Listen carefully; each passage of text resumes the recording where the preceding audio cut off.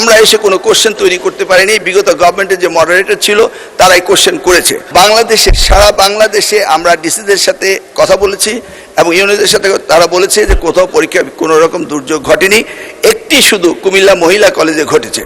এবং সেই সাথে ফিজিক্সের প্রশ্ন 6 এবং 7 এই দুইটি প্রশ্ন ভুল হয়েছে। মাননীয় স্পিকার, আমরা দায়িত্ব পেয়েছি মাত্র 4 মাস। কোশ্চেন মডারেটর আগে কোশ্চেন মডারেটর কোশ্চেন করেছিল।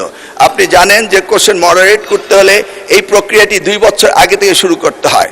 আমরা এসে কোনো কোশ্চেন তৈরি করতে পারিনি। বিগত গভর্নমেন্টের যে মডারেটর ছিল তারাই কোশ্চেন করেছে। তবুও আমরা তাৎক্ষণিকভাবে ঘোষণা দিয়েছি যে ফিজিক্সের 6 এবং 7 দুইটি কোশ্চেন ভুল হয়েছে, সেটাকে আমরা ফুল ক্রেডিট দিয়ে দেব, সেটা আমরা বলেছি। এবং পরীক্ষা যথাযথ হচ্ছে কিনা সেইভাবে সাহায্য সহযোগিতা করার জন্য আমরা সকলকে প্রস্তুত রেখেছিলাম। আজকেও আমরা সারাদিন কথা বলেছি এবং প্রত্যেকটি আমাদের সাথে যারা স্টেক হোল্ডার রয়েছেন তারা বলেছে পরীক্ষা সুন্দর হয়েছে, সুস্থ হয়েছে।